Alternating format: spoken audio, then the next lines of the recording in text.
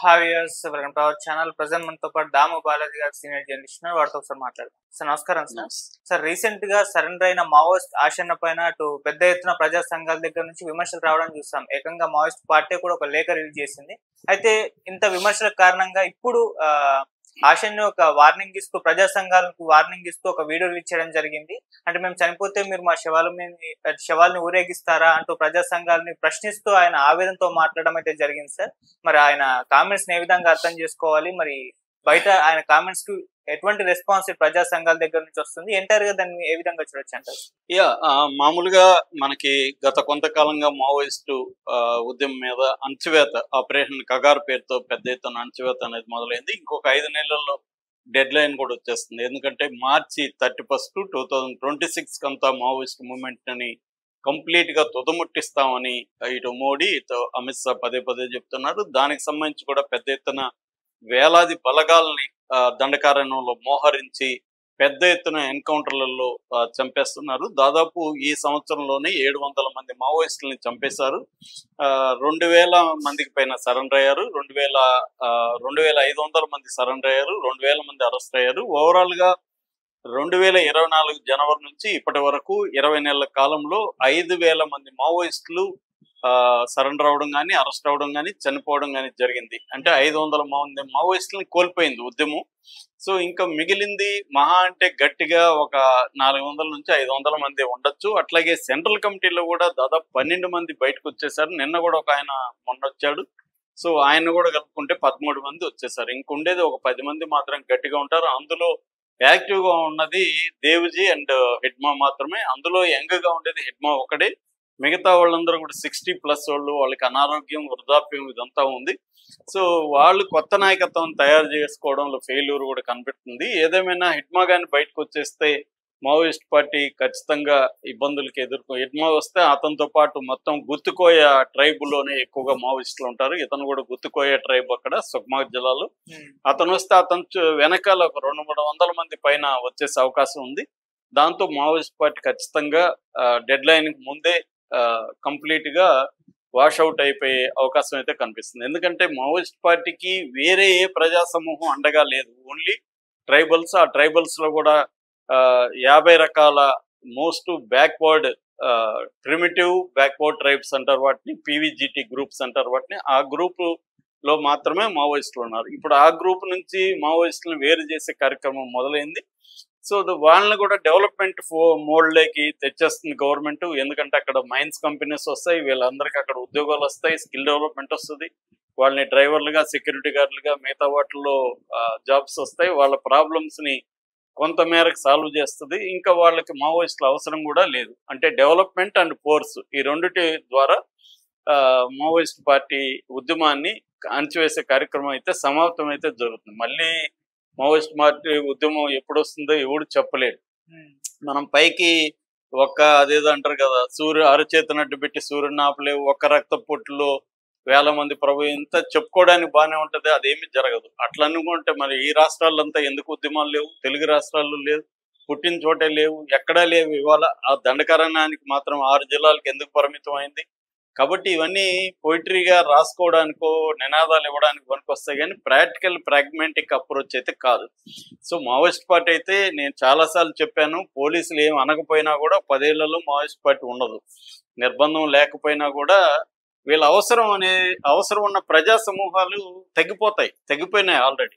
ఎందుకంటే ఇది సాయుధ పోరాటం చేయకుండా దళితులు తమ హక్కుల్ని సాధించుకునే పరిస్థితి ఉంది. బీసీలు మిగతా సమూహాలను సాధించుకున్నది ఓన్లీ ట్రైబల్స్ ను డెవలప్మెంట్ ఫోల్డ్ లేక తెచ్చేస్తుంది ప్రభుత్వం. తెచ్చినప్పుడు వీళ్ళ అవసరం లేదు. అది నేను చాలాసార్లు చెప్పాను.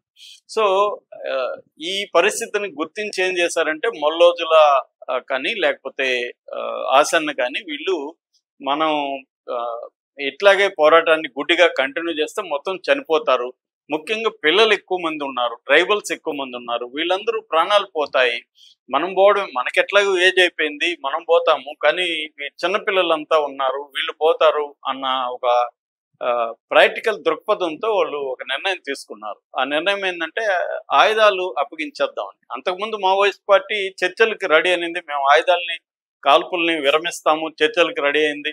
ఆ చర్చలకి రెడీ చేయడంలో ప్రజా సంఘాలు కానీ మిగతా వాళ్ళు తీవ్రమైన ఒత్తిడి చేయలేకపోయారు. ఇప్పుడు మాట్లాడుతున్న వాళ్ళంతా అప్పుడు ఎందుకు ఉద్యమాలు చేయలేదు, ఉద్యమాలు చేసి ప్రభుత్వాన్ని చర్చలకి ఒప్పించుండొచ్చు కదా. వీళ్ళు ఒప్పించే స్థాయి లేదు, ఎవరు కూడా కదలలేదు, ఉద్యమాలు చేయలేదు. మా అంటే ఒక పోస్ట్ పెడతారు, అంతకంటే ఏం లేదు. ఉద్యమాలు చేసే పరిస్థితి ఇవాళ బయట ఎక్కడా లేదు. ప్రజా సంఘాలు ఉద్యమాలు చేసే పరిస్థితి లేదు. ఏమన్నా ఉంటే మాట్లాడతారు, వీళ్ళు ఒపీనియన్లు చెప్తారు, ఆవేశంగా ఎమోషనల్ గా మాట్లాడగలుగుతారు తప్ప ఉద్యమాలు చేసే పరిస్థితి ఎవరికి లేదు.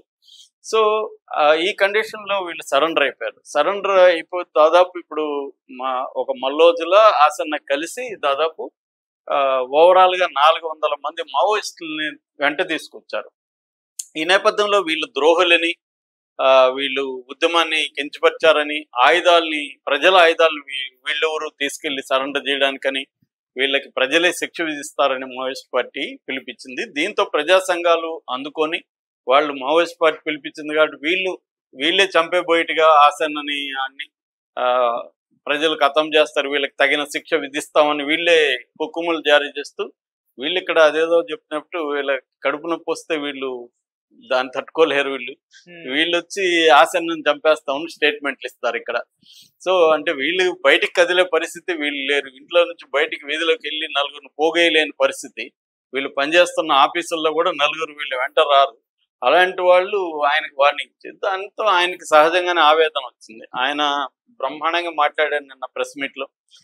ప్రెస్ మీట్ కాదు, ఒక వీడియో రిలీజ్ చేసి మీడియాకి రిలీజ్ చేశాడు. ఆయన ప్రధానంగా చెప్పిన అంశం ఏంటంటే, నేను ఒకటే తీసుకునేది కాదు, యాక్చువల్ గా బసవరాజు, నంబాల కేశవరావు అలియాస్ బసవరాజు, ఆయన సెక్రటరీ హోదాలో నేను మల్లోజులో మేము కలిసి ఒక నిర్ణయం తీసుకున్నాం. ఎందుకంటే ఇప్పుడున్న పరిస్థితుల్లో గుడ్డిగా పోరాడితే మనం చనిపోయేది కాకుండా ఈ వందలాది మంది, వేలాది మంది యూత్ ని, అమాయకమైన యూత్ ని, గ్రామాల్లో పనిచేసే వివిధ సంఘాల వాళ్ళని కూడా మనం ప్రాణాలు కోల్పోయేట్టుగా చేస్తాము.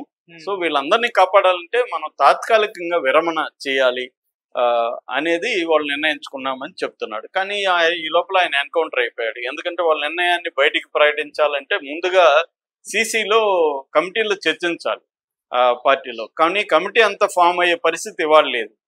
పోనీ కోర్ కమిటీ అంటే తక్కువ మంది, సిసి అంటే ఒక 35-40 మెంబర్స్ ఉంటారు, కనీసం ఒక 10 మంది అన్న కలిసి చర్చించి నిర్ణయం తీసుకునే పరిస్థితి కూడా లేదు. ఈ లోపల ఆయన చనిపోయాడు. అప్పుడు వీళ్ళిద్దరు ఏం చేశారంటే ఒక ప్రకటన రిలీజ్ చేశారు, మేము ఇట్లా ఆయుధాలు వదిలేసి సరెండర్ అయిపోతాము, మీరు మాకు ఒక 1 మంత్ టైం ఇవ్వండి, మేము ఇంకా అందరినీ ఎడ్యుకేట్ చేయాలి, ఇవన్నీ చెప్పారు. కానీ గవర్నమెంట్ అంత టైం ఇవ్వలేదు వాళ్ళకి, మీరు వచ్చి సరెండర్ అయిపోవాలని చెప్పింది. దాంతో వాళ్ళు విధిలేక తమ పరిధిలో ఉన్న క్యాడర్ అంతా కూడా చెప్పారు ఇలాగే, వాళ్ళందరూ కూడా కన్విన్స్ అయ్యారు, వాళ్ళతో కలిసి వచ్చేసారు. ఇప్పుడు తప్పేవరిది? వీళ్ళిద్దరు ఏం తప్పు చేశారు?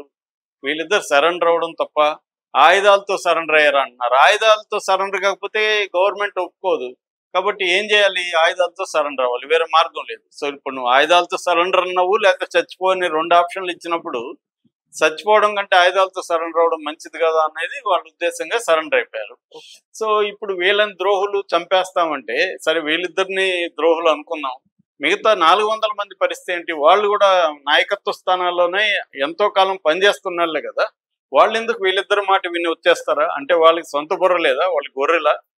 వాళ్ళు నాయకులు చెప్పిందే వింటారా? మరి నాయకులు చెప్పిందే వినేటైతే, 10 మంది నాయకులు చెప్పిందే మొత్తం మావోయిస్ట్ పార్టీలో 10,000 మంది వినేటైతే ఇంకెందుకు అసలు ఆ ఉద్యమం ఎందుకు? ఎందుకంటే వాళ్ళకి ఎవరికి సొంత బ్రెయిన్ లేదు, వాళ్ళకి సొంత నిర్ణయాలు తీసుకునే పరిస్థితి లేదు, వాళ్ళకి ఆలోచించే పరిస్థితి లేదు. నాయకులు ఏం చెప్తే అది చేస్తారు అనుకున్నప్పుడు అది మావోయిస్ట్ ఉద్యమే కాదు అసలు. ఎందుకంటే మావోయిస్ట్ ఉద్యమం ఫస్ట్ ఏం చేస్తుందంటే ఎడ్యుకేట్ చేస్తుంది, తమ కేడర్ని ఎడ్యుకేట్ చేసి సొంతంగా ఆలోచించే ఒక పరిస్థితిని తీసుకొస్తుంది, చైతన్యవంతం చేస్తుంది. అలాగే చేయలేనప్పుడు ఇంక మావోయిస్ట్ పార్టీ ఫెయిల్ అయినట్లు లెక్క. కాబట్టి అట్టేటప్పుడు అమాయకంగా వీళ్ళు ఎట్లాగైతే తీసుకొచ్చారో నువ్వు కూడా వాళ్ళని అమాయకంగా ఉద్యమంలో చంపేస్తున్నట్టే కదా లెక్క. వాళ్ళ సొంత నిర్ణయం ఏం లేదు కదా. సో అవతల పోరాడాలనుకునే వాళ్ళు మావోయిస్ట్ కేడర్ని తమ వెంట తీసుకెళ్తున్నారు, వద్దనుకునే వాళ్ళు తమ వెంట తీసుకొస్తున్నారు. అట్టేటప్పుడు ఇంకా కేడర్కి ఎవడికి కూడా సొంత బ్రెయిన్ లేనట్టే కదా అర్థం, గొర్రెలు అన్నట్టే కదా వాళ్ళు. అంటే ఎవడో నాయకుడు చెప్తే దాన్ని విని ఇక్కడ ఎట్లాగైతే మనకి ఇక్కడ జగన్ అన్న సైన్యం లేకపోతే లోకేష్ అన్న దళం ఇలాగ ఉంటారు, అక్కడ కూడా అలాగే ఉంటే ఇంక మావోయిస్ట్ పార్టీకి తేడా ఏంటి? సో ఇవన్నీ కూడా ఆసన్న క్లియర్ గా చెప్పాడు. రెండోది ఇక్కడున్న ఈ పౌర హక్కుల సంఘాలకు ఆయన మంచి అప్పీల్ ఏం చేశాడంటే, మీరు ఫ్యాక్ట్ ఫైండింగ్ చేయకుండా ఒక నిర్ణయానికి రాకూడదు కదా, ఇరువైపులా మాట్లాడండి, రండి గ్రౌండ్ లేకి రండి, నేను కలుస్తాను, మా వాళ్ళు కలుస్తారు, మాట్లాడండి. ఆ పని వీళ్ళు ఎవరు చేయలే. ఎందుకంటే అంత రిస్క్ కూడా వీళ్ళు రెడీగా లేరు. వీళ్ళకి సత్యం అవసరం లేదు, ఎమోషన్ కావాలి, వీళ్ళు లాయల్టీ కావాలి, లాయల్టీని డిక్లేర్ చేస్తున్నట్టు కావాలి తప్ప వీళ్ళకి ఎవరికి సత్యం అవసరం లేదు. ఎందుకంటే సత్యం అవసరం ఉంటే ఫీల్డ్లోకి వెళ్తారు. ఇప్పుడు అక్కడ చాలా ఛానళ్ళు వెళ్తున్నాయి, అక్కడ బస్తర్ టాకీస్ లాంటి వాళ్ళు జర్నలిస్టులు వెళ్ళి మాట్లాడుతున్నారు. అలాగే వీళ్ళు వెళ్ళొచ్చుగా, ఒక బృందం వెళ్ళొచ్చుగా. వీళ్ళు ఇప్పుడు మావోయిస్టు ఉద్యమం సరెండర్ కాకూడదు, ఉద్యమం ఉండాలి, పోరాడండి, పోరాడి చనిపోయండి అని చెప్పేవాళ్ళు వీళ్ళందరూ ఒక బృందంగా ఫామ్ అయ్యి వెళ్ళి ఫ్యాక్ట్ ఫైండింగ్ చేయొచ్చు, అక్కడ ప్రజలతో కలవచ్చు, వాళ్ళ ప్రజా అభిప్రాయాలు ఎలా ఉన్నాయి తెలుసుకోవచ్చు, ప్రజలు పోరాడాలనుకుంటే కూడా వీళ్ళే వద్దంటున్నారా అవన్నీ తెలుసుకోవచ్చు కదా. అక్కడ వీళ్ళేమి తెలుసుకోకుండా ఇక్కడ కూర్చొని చేయడం మీద ఆయన ఆగ్రహం వ్యక్తం చేశాడు. ఆయన ఏమో వార్నింగ్లు ఇవ్వలేదు, అప్పీల్ చేశాడు, మీరు రండి, మీరు ఫ్యాక్ట్ ఫైండింగ్ రండి, ఇరు వర్గాల వాదనలు విని అప్పుడు నిర్ణయం తీసుకోండి. కానీ మీరు అక్కడ కూర్చొని చేస్తే ఇక్కడ తెలంగాణ వాళ్ళు ఎక్కువ మంది ఉన్నారు, తెలంగాణ వాళ్ళు చనిపోతే మీరు ఆ ఊరేగింపులు మీరు చేయాలనే మీ ప్లాన్ అని కూడా ఆయన కోపంగా, ఆగ్రహంగా, బాధగా అన్నాడు. అది కరెక్టే కదా. ఇప్పుడు వీళ్ళేమో పోరాడని అంటారు, చనిపోతారు, చనిపోయినాక బాడీలు తెస్తారు, బాడీలు తెస్తే వీళ్ళు వెళ్ళి పోరాటం ఆగదు, కన్నీరు ఆగదు అదే స్లోగన్స్ ఇస్తారు. మళ్ళీ ఇళ్ళకి వచ్చి వీళ్ళ పిల్లల్ని అమెరికాలకో లేకపోతే ఐఏఎస్లకో సాఫ్ట్వేర్లకో చేసే పనిలో ఉంటారు. వీళ్ళు కూడా మంచిగా భోంచేసి నిద్రపోయి, మందు కొట్టి నిద్రపోయి మళ్ళీ అప్పుడప్పుడు స్లోగన్స్ ఇస్తూ మధ్యలో మెలకు వచ్చినప్పుడు ఫేస్బుక్లో ఓపెన్ చేసి పోస్ట్ పెట్టేసి మళ్ళీ గురు పెట్టి నిద్రపోతుంటారు. వీళ్ళతో పోయేదేముంది? అక్కడ పనిచేసి ఆయన ఇప్పుడు 38 ఏళ్ళుగా పనిచేస్తున్నాడు. ఆసన్న 40 ఏళ్ళుగా పనిచేశాడు మళ్ళోదిలా. వాళ్ళని జడ్జి చేసే హక్కు కానీ మనకేముంటది? ఆ ప్రజలు ఏమన్నా అంటే అర్థం చేసుకోవచ్చు, ఏమయ్యా మమ్మల్ని అంతా దించేసావు, నువ్వు వెళ్ళిపోతున్నావు అని వాళ్ళు అడిగితే ఇతనికి ఏం సంబంధం, ఇక్కడ కూర్చొని ఉండే వాళ్ళకి ఏం సంబంధం? ఇదే ఆయన అడిగాడు. ఆయన చాలా బ్యాలెన్స్డ్గా మాట్లాడాడు, ఎక్కడ వార్నింగ్లు ఇవ్వలేదు. ఆయన అప్పీల్ చేశాడు, మీరు నిజాలు తెలుసుకొని మాట్లాడండి, మీ పరిధిలో అర్థం చేసుకొని మాట్లాడండి, మీకు తెలియకుండా ఉద్యమంలో ఒక సైడ్ తీసుకొని మాట్లాడకండి, ఇక్కడికి రండి అని చెప్పాడు. మరి వెళ్ళాలి కదా. ఇప్పుడు వెళ్ళకుండా ఇక్కడ నుంచి ఇప్పుడు వీళ్ళు వార్నింగ్లు ఇస్తున్నారు. ఆయన అవమానించాడు మమ్మల్ని. ఏం అవమానించాడు? ఆయన రమ్మన్నాడు, వెళ్ళండి మరి. సో అంటే ఆయన అభిప్రాయం చెప్పడం కూడా వీళ్ళకి అవమానకరంగా అనిపిస్తుంది. నిజానికి ఇప్పుడు మిగతా వాళ్ళు కూడా సరెండర్ అయిపోతే వీళ్ళ పరిస్థితి ఏంటో తెలియదు. ఇప్పుడు ఎడ్మా కూడా సరెండర్ అయిపోతే ఉద్యమం ఉండదు. అప్పుడు ఏం చేస్తారు మరి చూడాలి. వీళ్ళందరూ ఏమైనా వెళ్తారా? వీళ్ళ పిల్లల్ని సాఫ్ట్వేర్ రిజైన్ చేసి లేకపోతే అమెరికా నుంచి వచ్చేయంటారా, మనం దండకారణ్యానికి పోదామని పిలిపిస్తారా, లేకపోతే ఇంకా పోస్టులు పెట్టుకుంటుంటారా చూడాలి. Okay sir, thank you so much sir.